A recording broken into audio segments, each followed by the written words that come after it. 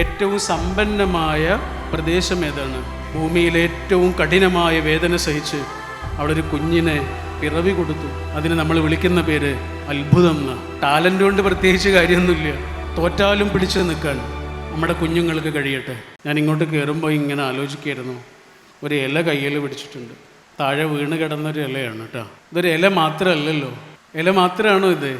ഇല മാത്രം പോരായിരുന്നോ താഴെ വീഴുന്ന? പക്ഷെ അതിൻ്റെ കൂടെ ഈ സാധനം കൂടി ഉണ്ട്, ഒരു തണ്ട് കൂടെ ഉണ്ട്. അതെന്തിനായിരിക്കും? ഇല മാത്രം താഴെ വീണപ്പോര് എന്തിനാ ഈ തണ്ട്? എന്തിനാ? ഒറ്റ കാര്യമല്ലോ, ഇത് ആകാശത്തുനിന്ന് വീണതല്ല, ഒരു മരത്തിൽ നിന്ന് വീണതാണ്. ഒരു മരം ഉണ്ടായിരുന്നു, അതിനൊരു ചില്ല ഉണ്ടായിരുന്നു. ആ ചില്ലയിൽ കുറേ ശാഖകൾ ഉണ്ടായിരുന്നു. ആ ശാഖകളിൽ കുറേ ഇലകൾ തളിരിട്ടിരുന്നു. ആ തളിരിട്ട ഇലകളിൽ നിന്നൊന്ന് അതിൻ്റെ നിയോഗം അവസാനിച്ചപ്പോൾ താഴേക്ക് വീണതാണ്. ഇല മാത്രമല്ല, ഒരു തണ്ടുകൂടെ ഉണ്ട്. നമ്മുടെയൊക്കെ ശരീരത്തിൽ ഇതേപോലെ ഒരടയാളമുണ്ട്. അതാണ് പൊക്കിൾ എന്ന് പറയുന്നത്. പൊക്കിളിന് വേറെ ഉദ്ദേശങ്ങളൊന്നുമില്ല, ഒറ്റ ഉദ്ദേശമേ ഉള്ളൂ. നമ്മൾ ആകാശത്തു നിന്ന് താഴേക്ക് വീണതല്ല, ഒരമ്മയുടെ ഉടലിൽ നിന്ന് പൊട്ടി വീണതാണ്. ഒരമ്മ ഉണ്ടായിരുന്നു. കല്യാണം കഴിയുന്നത് വരെ ഒരു പെൺകുട്ടിയായിരുന്നു. കല്യാണം കഴിഞ്ഞപ്പോൾ ഒരു ഭാര്യയായി. ഗർഭിണിയായത് മുതൽ ആ അമ്മയായി. ആ ഗർഭവേദനയുമായി അവൾ 9 മാസം താണ്ടി. പിന്നെ ഭൂമിയിൽ ഏറ്റവും കഠിനമായ വേദന സഹിച്ച് അവിടെ ഒരു കുഞ്ഞിനെ പിറവി കൊടുത്തു. അങ്ങനെ വന്നതാണ് കേട്ടോ, അല്ലാതെ ആകാശത്തുനിന്ന് വീണതല്ല. അതാണ് പൊക്കിൾ. പൊക്കിൾ പലപ്പോഴും ഒരു എറോട്ടിക് സിമ്പലായിട്ടൊക്കെയാണ് ചിത്രീകരിക്കപ്പെടുക. സത്യത്തിൽ അതിനൊരൊറ്റ ലക്ഷ്യമുള്ളൂ, അമ്മ. ആകാശത്തുനിന്ന് വീണതല്ല കേട്ടോ, ഒരമ്മയുണ്ടായിരുന്നു.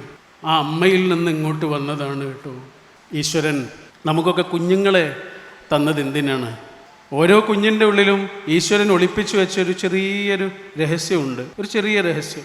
ആ രഹസ്യം എന്താണ് എന്ന് തിരിച്ചറിയാതെ പോയ പരകോടി മനുഷ്യർ ഉറങ്ങുന്ന ഭൂമിയാണിത്. ആ രഹസ്യം എന്താണെന്ന് അറിയാതെ പോയ പരകോടി മനുഷ്യർ ജനിച്ചു, ജീവിച്ചു, മരിച്ചു. നേരം വെളുത്തു, സന്ധ്യയായി, ജീവിതം അങ്ങനെ തീർന്നുപോയ 10,000-കണക്കിന് മനുഷ്യർ ഉറങ്ങുന്ന മണ്ണായത്. ഒരിക്കലൊരു മാസ്റ്റർ അദ്ദേഹത്തിൻ്റെ വിദ്യാർത്ഥികളോട് ചോദിക്കുന്നുണ്ട്, ഭൂമിയിലെ ഏറ്റവും സമ്പന്നമായ പ്രദേശം ഏതാണ്? ഏറ്റവും സമ്പന്നമായ പ്രദേശം ഏതാണ്? അപ്പോൾ കുട്ടികളെല്ലാവരും ഗൂഗിളിൽ കിട്ടുന്ന മറുപടിയൊക്കെ പറഞ്ഞു, ഏറ്റവും സമ്പന്നമായ സ്ഥലങ്ങൾ, പട്ടണങ്ങൾ, രാജ്യങ്ങൾ. മാഷ് പറഞ്ഞു, അതൊന്നും അല്ലടാ, ഭൂമിയിലെ ഏറ്റവും സമ്പന്നമായ സ്ഥലം എന്ന് പറയുന്നത് സെമിത്തേരികളാണ്, ശ്മശാനങ്ങൾ, ഖബർസ്ഥാനുകൾ. അതിൻ്റെ കാരണം എന്താണ് എന്ന് ഗുരു പറഞ്ഞു കൊടുത്തു. നടപ്പാകാതെ പോയ എത്രയെത്ര പദ്ധതികളാണ് ആ കിടന്നുറങ്ങുന്നത് എന്നറിയോ? സഫലമാകാതെ പോയ എത്രയെത്ര സ്വപ്നങ്ങളാണ് അവിടെ മണ്ണ് മൂടി കിടക്കുന്നത് എന്നറിയോ? പറയാനാകാതെ പോയ എത്രയെത്ര പ്രണയങ്ങളാണ് ആ കിടന്നുറങ്ങുന്നത് എന്നറിയോ? സഫലമാകാതെ പോയ എത്രയെത്ര പദ്ധതികളാണ് ആ കിടക്കുന്നത് എന്നറിയോ? സ്വയം തിരിച്ചറിയപ്പെടാതെ പോയ 10,000-കണക്കിന് മനുഷ്യർ. ഞാൻ എന്തിനാണ് ഇങ്ങോട്ട് വന്നത് എന്ന് തിരിച്ചറിയാതെ പോയ പരകോടി മനുഷ്യർ കിടന്നുറങ്ങുന്ന മണ്ണായത്. ഇംഗ്ലീഷിൽ സ്മോൾ ലെറ്ററിൽ ഐ എന്ന് എഴുതാറുള്ളത് എങ്ങനെയാണ്? ഒരു വരയിടും, മുകളിലൊരു കുത്തും കൊടുക്കും, അല്ലേ? സിമ്പിളായിട്ടുള്ളൊരു അക്ഷരം, ഒരു വരയും മുകളിൽ ഒരു കുത്തും. അതിൽ പ്രത്യേകിച്ച് രഹസ്യങ്ങളൊന്നുമില്ല. പക്ഷേ ഒരു വര, മുകളിലൊരു കുത്ത്, അതൊന്ന് തിരിച്ചിട്ട് നോക്കൂ. ഒരു വര താഴെ ഒരു കുത്തായിട്ട് മാറും. അതിന് നമ്മൾ വിളിക്കുന്ന പേര് അത്ഭുതം എന്നാ, എക്സ്ക്ലമേഷൻ എന്നാ വിളിക്കുക. രഹസ്യം പുറത്തായി. ഐയുടെ അകത്തൊരു രഹസ്യം ഉണ്ടായിരുന്നു. ഒന്ന് തിരിച്ചു പിടിച്ചപ്പോഴാണ് ആ രഹസ്യം എന്താണെന്ന് മനസ്സിലായത്. അതൊരു അത്ഭുതമായിരുന്നു. ഓരോ ഐയുടെ അകത്തും ഈശ്വരൻ ഇങ്ങനെ ഒളിപ്പിച്ചു വെച്ചിട്ടുള്ള ഒരു രഹസ്യമുണ്ട്. ഈശ്വരൻ ഒരു കുഞ്ഞിനെ നമുക്ക് തരുമ്പോൾ അതീവ രഹസ്യമടങ്ങിയ ഒരു വിത്തുള്ള ഒരു സൃഷ്ടിയെയാണ് നമ്മളെ ഏൽപ്പിച്ചിട്ടുള്ളത്. ഇതിനാണ് നമ്മൾ ടാലൻ്റ് എന്ന് പറയുക. ടാലൻ്റ് ഇല്ലാത്ത ഒരു മനുഷ്യനും ഇല്ല. പക്ഷേ ടാലൻ്റ് കൊണ്ട് പ്രത്യേകിച്ച് കാര്യമൊന്നുമില്ല. ടാലൻ്റ് ഒരാൾക്കുള്ളിലുണ്ട് എന്നുള്ളത് കൊണ്ട് പ്രത്യേകിച്ചൊരു കാര്യമൊന്നുമില്ല. നല്ല ഇരുട്ടുള്ള സമയത്ത്, നല്ല കൂരിരുട്ടുള്ള സമയത്ത് നമ്മുടെ കയ്യിൽ സ്വർണത്തിൻ്റെ ഒരു വിളക്കുണ്ടായിട്ട് എന്താ കാര്യം? എൻ്റെ കയ്യിൽ സ്വർണത്തിൻ്റെ വിളക്കുണ്ട് എന്നൊരാൾ പറഞ്ഞിട്ട് എന്താണ് കാര്യം? അത് കത്തിക്കണ്ടേ? ടാലൻ്റ് എന്ന് നമ്മൾ പറയണ കഴിവ്, പ്രതിഭ എന്നൊക്കെ പറയൂലേ, വാസന എന്നൊക്കെ പറയൂലേ, അതാണ് ഈ സ്വർണത്തിൻ്റെ വിളക്ക് എന്ന് പറയുന്നത്. പക്ഷെ അത് കത്തിക്കാതെ കൂരിരുട്ടിലൂടെ നടന്ന 10,000-കണക്കിനോ കോടിക്കണക്കിനോ മനുഷ്യർ ഈ ഭൂമിയിലുണ്ട്. ടാലൻ്റ് ഈശ്വരൻ തരുന്നതാണ്, പ്രകൃതിയുടെ വരദാനമാണ് ടാലൻ്റ് എന്ന് പറയുന്നത്. പക്ഷെ അതുകൊണ്ട് മാത്രം കാര്യമില്ല. ഒരാൾ അയാളുടെ ഭാഗത്ത് നിന്നുള്ള ഒരു എഫേർട്ട് ഇടുമ്പോൾ ആ ടാലൻറ്റിന് അർത്ഥം ഉണ്ടാകുന്നുള്ളൂ. നമ്മുടെ കുടുംബത്തിൽ നിന്ന് ഒരാൾ ബാക്ക് പെയിൻ ഉണ്ടായിട്ട് ഒരു ആയുർവേദ ഹോസ്പിറ്റലിലേക്ക് പോയി. ആയുർവേദ ഡോക്ടർ പരിശോധിച്ചതിന് ശേഷം ഇങ്ങനെ എഴുതിയത് ഇയാൾക്ക് മസാജ് വേണം എന്നാണ്, ഉഴിച്ചിൽ വേണം എന്നാണ് എഴുതി വെച്ചത്. ഈ രോഗിയെ പരിശോധിക്കുന്നു, ഇയാൾക്ക് ഉഴിച്ചിൽ വേണമെന്ന് എഴുതുന്നു. അതിനുവേണ്ടി ആ ഡോക്ടർ ചെലവഴിച്ചത് ഒരു 5-10 മിനിറ്റാണ്. ആകെ ഒരു 5-10 മിനിറ്റ്. ഇനി ആരാണ് ഈ ഉഴിച്ചിൽ നടത്തുക? അത് ഡോക്ടർ നടത്തില്ല, അത് വേറെ ആൾക്കാരെ നടത്തുക. രാവിലെ 5:30 അവരവിടെ വരും. രാവിലെ 6 മണി മുതൽ 7 മണി വരെയാണ് ഈ ഉഴിച്ചിൽ. ഉഴിച്ചിൽ എന്ന് പറഞ്ഞാൽ കഷ്ടപ്പെട്ടുള്ള പരിപാടിയാണ്, അറിയാമല്ലോ. ഇത് ചെയ്യുന്ന ആളാണെങ്കിലും ഈ രോഗിയാണെങ്കിലും കഷ്ടപ്പെടണം. രണ്ടാൾക്കും ഒരുപോലെയാണ് അതിൻ്റെ കഷ്ടപ്പാട്. 5:30 മണിക്ക് വന്ന് ഇത്രയും കഷ്ടപ്പാടുള്ള ഈ ജോലി ചെയ്യുന്ന ഈ ചേച്ചിമാർക്ക് അല്ലെങ്കിൽ താത്തമാർക്ക് ആകെ കിട്ടുന്ന ശമ്പളം എത്രയാണെന്നറിയോ? ഏറി വന്നാൽ ഒരു 15,000-20,000 രൂപയുണ്ട്. ഈ രോഗിയെ കുറച്ച് നേരം ഇങ്ങനെ പരിശോധിച്ചിട്ട് ഈ രോഗിക്ക് ഉഴിച്ചിൽ വേണം എന്ന് എഴുതാൻ മാത്രം ഒരു 5-10 മിനിറ്റ് സമയം ചെലവഴിച്ച ഡോക്ടർക്ക് ഉള്ള ശമ്പളം എത്രയായിരിക്കും എന്നറിയാം? ചുരുങ്ങിയത് 1,00,000 രൂപയായിരിക്കും. ഇത് നീതിയാണോ? ഒരു സംശയമല്ല, ശരിയാണ്. അതിൽ നീതികേടൊന്നുമില്ല, ഒരു നീതികേടും ഇല്ല അതിൽ. കാരണം ആ ആശുപത്രിയിൽ ഡോക്ടർ എന്നെഴുതിയ ആ മുറിയുടെ അകത്ത് തൻ്റെ പേരെഴുതിയ ആ നെയിം ബോർഡിൻ്റെ പിറകെയുള്ള കസേരയിൽ വന്നിരിക്കാൻ വേണ്ടി ആ ഡോക്ടർ എത്ര കഷ്ടപ്പെട്ടിട്ടുണ്ടാകുമെന്നറിയോ? എത്ര രാവുകൾ ഉറക്കമൊഴിച്ചിട്ടുണ്ടാകുമെന്നറിയോ? എത്രയെത്ര പ്രിയപ്പെട്ട നിമിഷങ്ങളെ ബലി കൊടുത്തിട്ടുണ്ടാകുമെന്നറിയോ? എത്ര രാവുകളെ പകലാക്കി കട്ടിയുള്ള പുസ്തകങ്ങൾ വായിച്ച് പഠിച്ചിട്ടുണ്ടാകുമെന്നറിയോ? അയാൾ ഒരു കാലത്ത് അങ്ങനെ കഷ്ടപ്പെട്ട് പഠിച്ച സമയത്ത് ഈ ചേച്ചിമാരും താത്തമാരും ഒക്കെ സുഖമായിട്ട് കിടന്നുറങ്ങിയിരിക്കും. അദ്ദേഹം അന്ന് കഷ്ടപ്പെട്ടതുകൊണ്ട് അദ്ദേഹത്തിന് ഇന്ന് കഷ്ടപ്പാടൊന്നുമില്ല. ഇവരന്ന് സുഖമായിട്ട് കിടന്നുറങ്ങിയതുകൊണ്ട് ഇവർക്ക് ഇന്നും കഷ്ടപ്പാടാണ്. ഇതാണ് എഫേർട്ട് എന്ന് പറയുന്നത്. ചിലപ്പോൾ ഈ ഡോക്ടറെക്കാളും കഴിവും പ്രതിഭയുള്ള ആളുകളായിരിക്കും അവർ. ഈ കസേരയിൽ വന്നിരിക്കാൻ യോഗ്യതയുള്ള, നേരത്തെ പറഞ്ഞ ഉള്ളിലെ രഹസ്യമുള്ള ആളുകളായിരിക്കാം ഒരു പക്ഷേ ഇവർ. പല കാരണങ്ങളാൽ അവർക്കതിന് സാധിച്ചില്ല. പറഞ്ഞത് എത്രയേ ഉള്ളൂ, ദൈവം എല്ലാ മനുഷ്യൻ്റെ ഉള്ളിലും ഒരു രഹസ്യം ഒളിപ്പിച്ചു വെച്ചിട്ടുണ്ട്. ഒരു കഴിവ്, ഒരു ടാലൻറ്റ്, ഒരു വിത്ത്. യാതൊരു സംശയമില്ല, എല്ലാവർക്കും അറിയാമത്, നമുക്കൊക്കെ അറിയാം. പക്ഷെ അതുകൊണ്ട് പ്രത്യേകിച്ച് കാര്യമൊന്നുമില്ല. ഒരാൾ അതിന് മൂർച്ച കൂട്ടുന്നുണ്ടോ? ഒരാൾ ആ അവസരങ്ങൾക്കനുസരിച്ച് തൻ്റെ എഫേർട്ട് ഇടുന്നുണ്ടോ? അതിനനുസരിച്ചായിരിക്കും അയാളുടെ ജീവിതം മറിയുന്നത്. ഒരാൾ എത്തേണ്ട ഒരു സ്ഥലമുണ്ട്, അയാൾക്ക് അർഹതയുള്ള, ഡിസേർവ് ചെയ്യുന്നൊരു സ്ഥലമുണ്ട്. ആ ഡിസേർവ് ചെയ്യുന്ന സ്ഥലത്ത് ഒരാൾ എത്തിയിട്ടില്ലെങ്കിൽ അയാൾ പിന്നെ എത്തുന്നത് ഒട്ടും ഡിസേർവിങ് അല്ലാത്ത, അയാൾക്ക് തന്നെ നിരാശ സമ്മാനിക്കുന്ന, ജീവിതകാലം മുഴുവനും അതിൻ്റെ പേരിൽ കുറ്റബോധത്തോടെ പശ്ചാത്തപിച്ച് കഴിയേണ്ട ഇടങ്ങളിൽ അയാളായിപ്പോവും. ഗർഭിണിയായ ഒരു പുലി കാട്ടിലൂടെ ഇങ്ങനെ നടക്കിയിരുന്നു. പ്രസവവേദന വന്ന് കാട്ടിൽ പ്രസവിച്ച ഉടനെ ആ അമ്മ മരിക്കുകയും ചെയ്തു. ആ കുഞ്ഞ് തനിച്ചായി. പിന്നെ ആ കുഞ്ഞ് ജീവിക്കുന്നത് മുഴുവനും കുറേ ആട്ടിൻപറ്റങ്ങളുടെ കൂടെയാണ്. ആ കുഞ്ഞ് വിചാരിച്ചത് അത് അവരുടെ കൂടെയുള്ളൊരു ജീവിയാണ് എന്നാണ്. അതൊരു ആട്ടിൻ കുഞ്ഞാണ് എന്ന് മാത്രമാണ് അത് വിചാരിച്ചത്. കുറേ കാലങ്ങൾ കഴിഞ്ഞാണ് ആ നാട്ടിലേക്ക് ഒരു പുലി വരുന്നത്. ആ പുലി കാണുന്നു ആട്ടിൻപറ്റങ്ങളുടെ കൂടെ ഒരു പുലിക്കുഞ്ഞിന്. ഈ പുലി നേരെ ചെന്നിട്ട് പറഞ്ഞു, എടോ, നമ്മൾ ഒരേ വർഗമാണ്, നീ ആട്ടിൻപറ്റമല്ല, ആട്ടിൻകുട്ടിയല്ല, ആട്ടിൻകുട്ടികളുടെ കൂടെ കഴിയേണ്ട ആളുമല്ല, നീ പുലിയാണ്. എത്ര പറഞ്ഞിട്ട് ഇയാൾ സമ്മതിക്കുന്നില്ല. അവസാനം ഈ കുഞ്ഞിനെയും കൊണ്ട് ഒരു പുഴയുടെ അടുത്തേക്ക് പോയിട്ട് ഇങ്ങനെ കാണിച്ചു കൊടുത്തു, നോക്ക്, ഞാനും നീ ഒരുപോലെയല്ലേ. ആ വെള്ളത്തിൽ പ്രതിബിംബിച്ച നിഴലിനെ നേരെ ചൂണ്ടിയിട്ട് പറഞ്ഞു കൊടുത്തു, നമ്മൾ ഒരേപോലെയല്ലേ, നമ്മളെപ്പോലെയാണോ അവർ? അല്ലല്ലോ.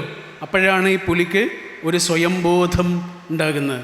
പിന്നെ ഒരു മുയലിനെ കൊലപ്പെടുത്തിയിട്ട് ആ മുയൽ കുഞ്ഞിൻ്റെ മാംസം, ഇറച്ചി ഈ പുലിക്ക് കഴിക്കാൻ കൊടുത്തു. ആ മാംസം ഇങ്ങനെ എടുത്ത് കഴിച്ചപ്പോഴാണ് ഇന്നോളം അനുഭവിച്ചിട്ടില്ലാത്ത രുചിയുടെ ഒരു പ്രപഞ്ചം ശരീരത്തിൻ്റെ ഉള്ളിലേക്ക് അനുഭവിക്കാൻ തുടങ്ങുന്നത്.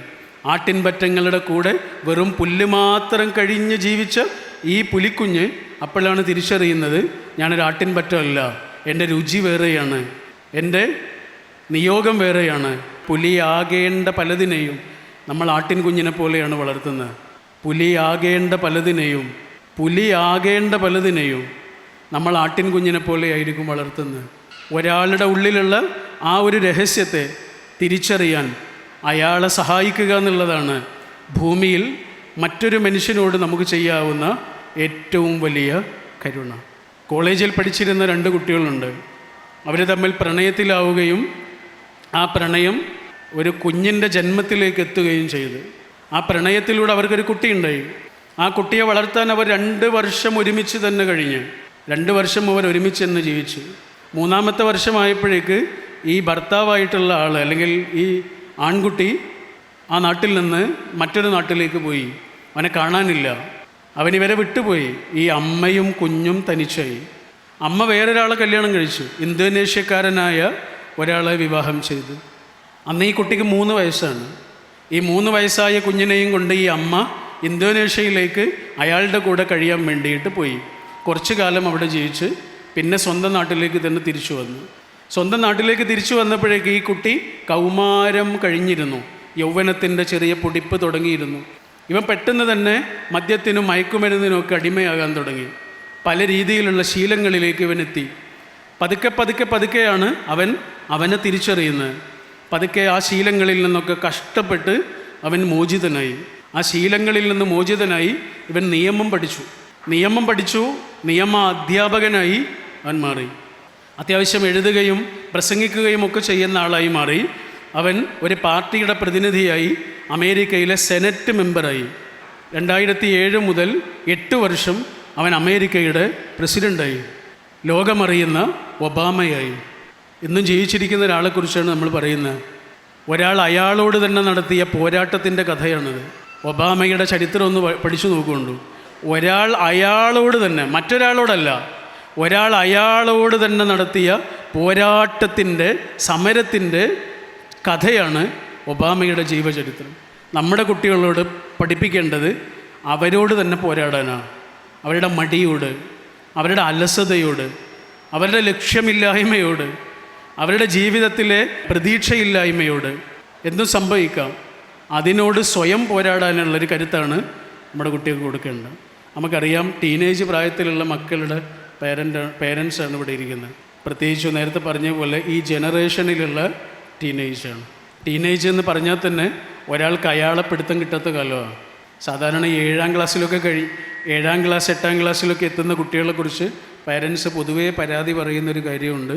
അവന് 8-ാം ക്ലാസ് എത്തിയതോടുകൂടി ആകെ മാറി. അവൻ മിണ്ടാതെയായി, സംസാരിക്കാതെയായി. അവൻ ഞങ്ങൾ വിളിച്ചാൽ എവിടേക്കും വരാതെയായി. അവൻ അനിയത്തിയോട് മിണ്ടാതെയായി, അനിയനോട് മിണ്ടാതെയായി. അവൻ ഒറ്റയ്ക്ക് ഇരിക്കാൻ ആഗ്രഹിക്കുന്നു, ഇങ്ങനെയൊക്കെ പറയും. അവൻ ഭയങ്കര ദേഷ്യക്കാരനായി, ഇങ്ങനെയൊക്കെ കുട്ടികളെക്കുറിച്ച് പറയും. സത്യത്തിൽ എന്താണ് ആ കുട്ടികൾക്ക് സംഭവിക്കുന്നത്? ആ കുട്ടികൾക്ക് അവരെക്കുറിച്ച് തന്നെ മനസ്സിലാവാത്തൊരു കാലമാണ് അത്. ഏറ്റവും അധികം സ്ട്രെസ് അനുഭവിക്കുന്ന കാലമാണ്. ഇവിടെ എത്രയേറെ സഹോദരിമാരിയ്ക്കുന്നുണ്ടല്ലോ, അമ്മമാരൊക്കെ ഇരിക്കുന്നുണ്ടല്ലോ. നിങ്ങളൊരു 14-13 വയസ്സ് മുതൽ നിങ്ങളുടെ ജീവിതത്തിൽ ഒരു സ്ത്രീ ആയതുകൊണ്ട്, ഉള്ളിലൊരു ഗർഭപാത്രമുണ്ട് എന്ന ഒരൊറ്റ കാരണം കൊണ്ട് 13-14 വയസ്സ് മുതൽ ഓരോ മാസവും 7 ദിവസം നിങ്ങൾ കഷ്ടപ്പെടുന്നൊരു കഷ്ടപ്പാടില്ലേ? നിങ്ങളുടെ ഒരു കഠിന കാലമില്ലേ? ഞങ്ങളോട് എന്താ പറയുക? നിങ്ങൾ ഞങ്ങളോട് പറയും, എനിക്ക് തീരെ വയ്യ, ഞാൻ ആകെ തളർന്നിരിക്കുന്നു എന്നൊക്കെ നിങ്ങൾ പറയൂലേ? നിങ്ങൾക്ക് ഏറ്റവും മൂഡ് സ്വിങ്സ് ഉള്ള കാലമല്ലേ അത്? ഏറ്റവും സ്ട്രെസ്സുള്ള സമയമല്ലേ അത്? എന്താ അതിൻ്റെ കാരണം? എന്താ? നിങ്ങളുടെ ശരീരത്തിനകത്ത് ചില ഹോർമോണിൻ്റെ മാറ്റങ്ങൾ ഉണ്ടാകുന്നുണ്ട് എന്നുള്ളതേ ഉള്ളൂ. അത്രയേ ഉള്ളൂ. ഇത് പുരുഷന്മാർക്കുണ്ടോ? ഒരേ ഒരു പ്രാവശ്യം. അതാണ് ടീനേജ് എന്ന് പറയുന്നത്. അപ്പോൾ ആ കുട്ടിയെ നമ്മൾ എത്ര മനസ്സിലാക്കണം? ആൺകുട്ടിയാവട്ടെ പെൺകുട്ടിയാവട്ടെ, ആ കുട്ടിയെ നമ്മൾ എത്ര മനസ്സിലാക്കണം? തിച്ച് നാറ്റ് ഹാൻ എന്ന് പറയുന്ന ഒരു ഗുരുവുണ്ട്, ഒരു സന്യാസി ആണ്, ജപ്പാനിലായിരുന്നു. ഈ അടുത്ത് മരിച്ചുപോയി. അദ്ദേഹത്തിൻ്റെ ഒരു പുസ്തകത്തിൽ അദ്ദേഹം പറയുന്നുണ്ട്, ടീനേജിലെത്തിയ കുട്ടികളോട് നിങ്ങൾ ആകെ ഒരു കാര്യം ചെയ്താൽ മതി. എല്ലാ ദിവസവും പറ്റുമെങ്കിൽ കുറച്ചു നേരം ആ കുട്ടിയെ ഒന്ന് കെട്ടിപ്പിടിച്ച് നിൽക്കൂ. ആ കുട്ടി ഇങ്ങനെ ചൂടാറും, വേറെ ഒന്നും വേണ്ട. കുറച്ചു നേരം നിങ്ങളിൽ നിന്ന് പതുക്കെ ഇങ്ങനെ അകന്നു പോയിക്കൊണ്ടിരിക്കുന്ന ആ കുട്ടിയെ നിങ്ങളുടെ നെഞ്ചിൻ്റെ ചൂടിലേക്ക് കുറച്ചു നേരം ഒന്നിങ്ങനെ ചേർത്ത് പിടിച്ചു നോക്കൂ. അതിന് വേറെ എവിടുന്നും അത് കിട്ടില്ല. അത് അങ്ങാടിയിൽ നിന്ന് കിട്ടില്ല, അത് സ്കൂളിൽ നിന്ന് കിട്ടില്ല, അതിന് മാഷിക്കോ ടീച്ചർക്കോ കൊടുക്കാൻ കഴിയില്ല. നിങ്ങൾക്ക് മാത്രം. പരീക്ഷയ്ക്ക് ഇറങ്ങുന്ന കുട്ടിയോട് പേന എടുത്തോ പഠിച്ചോ ഒന്നും മറക്കൂലല്ലോ, ശരിക്കും എഴുതൂലേ എന്നൊക്കെ ചോദിക്കുന്നതിന് പകരം പരീക്ഷയ്ക്ക് ഇങ്ങനെ ഉള്ളിലെ മുഴുവൻ സ്ട്രെസ്സോടുകൂടിയും ബേജാറോടുകൂടി ഇറങ്ങുന്ന ആ കുട്ടിയെ കുറച്ചു നേരം ഒന്നും ചോദിക്കാതെ, വേറെ ഒന്നും ചോദിക്കാതെ കുറച്ചു നേരം ആ കുട്ടിയെ ഒന്നിങ്ങനെ ഹഗ് ചെയ്ത് നിന്ന് നോക്കൂ, ഒന്നിങ്ങനെ കെട്ടിപ്പിടിച്ച് നിന്ന് നോക്കൂ. ഹൃദയത്തോട് ചേരുന്ന അപൂർവ നിമിഷമാണ് ഹഗ് ചെയ്യുക എന്ന് പറഞ്ഞാൽ. ഒരാളുടെ ഹൃദയം മറ്റൊരാളുടെ ഹൃദയത്തോട് ഏറ്റവും ഇങ്ങനെ കെട്ടിപ്പിടിക്കുന്ന സമയമാണ്. അതുകൊണ്ടാണ് ഹഗ് ചെയ്യുമ്പോൾ നമ്മൾ കണ്ണ് ചിമ്മുന്നത്. പ്രാർത്ഥിക്കുമ്പോൾ നമ്മൾ കണ്ണ് ചിമ്മും, കാരണം അവിടെ ഹൃദയമാണ് പ്രവർത്തിക്കുന്നത്. ഹഗ് ചെയ്യുമ്പോൾ നമ്മൾ കണ്ണ് ചിമ്മും, അവിടെയും ഹൃദയമാണ് പ്രവർത്തിക്കുന്നത്. പരീക്ഷയ്ക്ക് ഇറങ്ങുന്ന ആ കുട്ടിയെ കുറച്ചു നേരം ഇങ്ങനെ ഒന്ന് ഹഗ് ചെയ്ത് നിന്ന് നോക്കൂ. ആ കുട്ടി ഇങ്ങനെ ഉള്ളു തണുത്ത് സമാധാനത്തോടെ ആ പരീക്ഷയ്ക്ക് ഇറങ്ങിപ്പോവും എന്ന് അദ്ദേഹം പറയുന്നുണ്ട്. ജിറാഫിനെ കുറിച്ച് വായിച്ചിട്ടുള്ളൊരു സംഭവമുണ്ട്.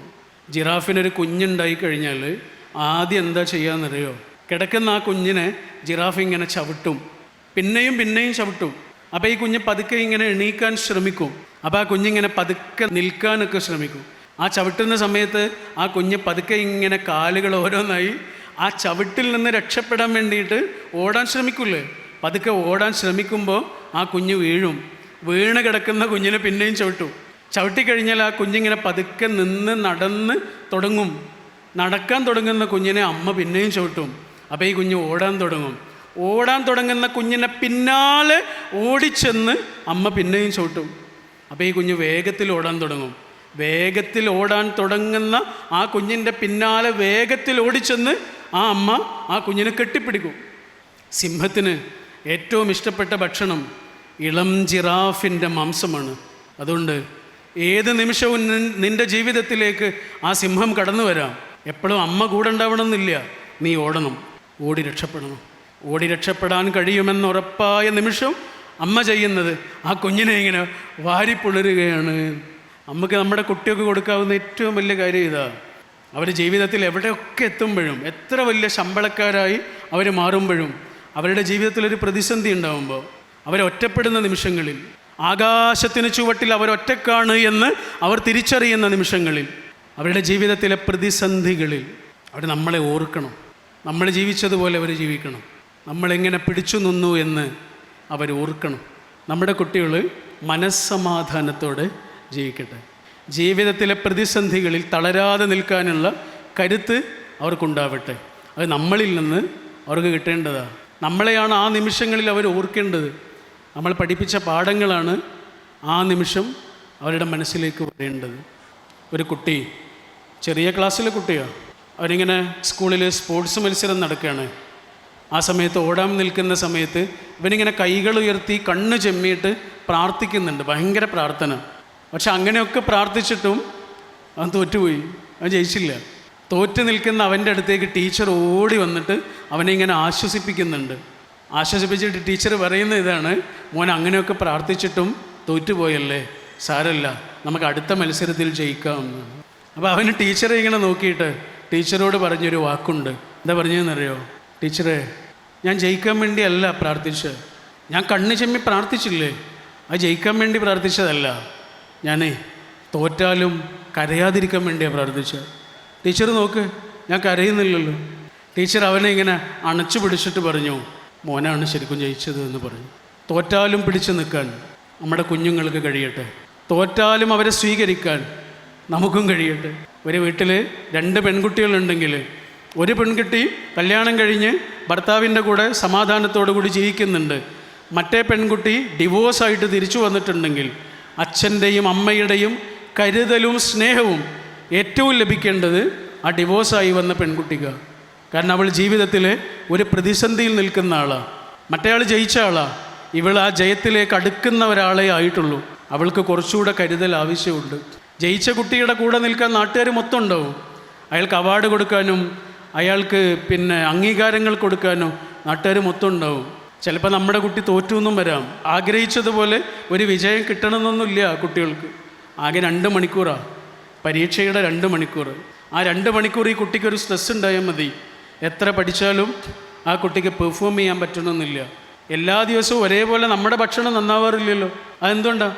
ഓരോ ദിവസവും നമ്മൾ ഓരോ ആളാണ്, നമുക്ക് ഓരോ ദിവസവും ഓരോ മനസ്സാണ്. ഈ 2 മണിക്കൂർ നേരത്തെ പരീക്ഷയുടെ നേരമാണ്. ആ 2 മണിക്കൂർ നേരം ഈ കുട്ടി അനുഭവിക്കുന്ന ഒരു സ്ട്രെസ്സ് മതിയാവും. ആ കുട്ടിയുടെ പരീക്ഷയുടെ പെർഫോമിംഗ് ലെവൽ ഒരുപക്ഷെ മാറിപ്പോവും. നമ്മുടെ കുട്ടിയുടെ കൂടെ നമ്മളുണ്ടാവണം. അവരുടെ പരാജയങ്ങളിൽ, അവരുടെ വിജയങ്ങളിൽ, അവരുടെ സന്തോഷങ്ങളിൽ, അവരുടെ സങ്കടങ്ങളിൽ എൻ്റെ അച്ഛനും എൻ്റെ അമ്മയും എൻ്റെ കൂടെ ഉണ്ടാവുമെന്ന് നമ്മുടെ കുട്ടികൾ ജീവിതത്തിൽ എന്നും ഉറച്ചു വിശ്വസിക്കണം. എപ്പോഴാണ് നമ്മുടെ കുട്ടികൾ നമ്മളോട് കള്ളം പറയാറുള്ളത് എന്നറിയോ? സത്യം പറഞ്ഞാൽ കുഴപ്പമാകുമെന്ന് വിചാരിക്കുമ്പോഴാണ്.